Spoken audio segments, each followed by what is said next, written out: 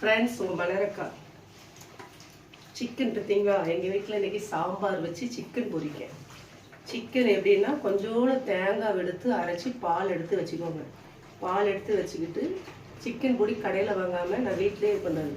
மிளகு, சீரகம், பெருஞ்சீரகம், பட்டை, கிராம்பு, ஏலக்காய், வெள்ளைப்பூடி, இஞ்சி இதையும் நல்லா மையாக அரைச்சி வச்சுக்கிட்டு கொஞ்சோண்டு தேங்காய் பால் நல்லா கறியை கழுவி புழிஞ்சி தண்ணி இல்லாமல் இந்த தேங்காய் பால் எடுத்து இதை போட்டு கொஞ்சோண்டு தக்காளி சாறு பிழிஞ்சு விட்டு கொஞ்சம் உரப்பு தெரியாமல் இருக்குது விட்டு இப்படி பொரிக்க பாருங்க.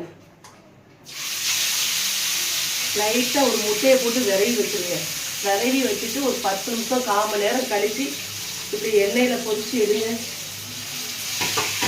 வீட்டில் போட்டது சூப்பராக இருக்கும். மிளகு, சீரகம், வெள்ளைப்பூடி, இஞ்சி, 2 முந்திரி பருப்பு, பெருஞ்சீரகம் இதெல்லாம் நல்லா மைய அரைச்சி தேங்காய் பால் எடுத்து அந்த மிளகு சீரகத்திற்கும் ஒரு 1/2 தக்காளியை போட்டு அரைச்சிடுங்க. கடைசியில் மைய அளவு அரைச்சி விரவி இது எண்ணெயில் போட்டு பொரிங்க.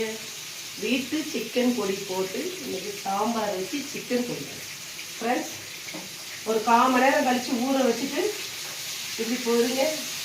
கொஞ்சம் ஒரு முட்டையை போட்டு விரவி ஊற வச்சுருங்க. கொஞ்சம் வெடிக்கும். முட்டை சேர்க்கறதுனால டேஸ்ட்டு பாருங்கள். கடை என்ன கடை அவ்வளோ சூப்பராக இருக்கும். வெளியே கடையில் வாங்குறத விட வீட்டில் இப்படி பக்குவமாக செஞ்சு பிளேட் கொடுங்க. செம்ம சூப்பராக இருக்கும். சிக்கன் போகுது 1/2 கிலோ தான். கோழி விலையை பார்த்தீங்கன்னா ஆட்டுக்கறிக்கு மேலே போயிடும் போல. பக்கத்து கடையில் 370 ரூபாய் 1 கிலோ. நாங்கள் 1/2 கிலோ வாங்கி இன்னைக்கு சாம்பார் வச்சு சிக்கன் போடுங்க.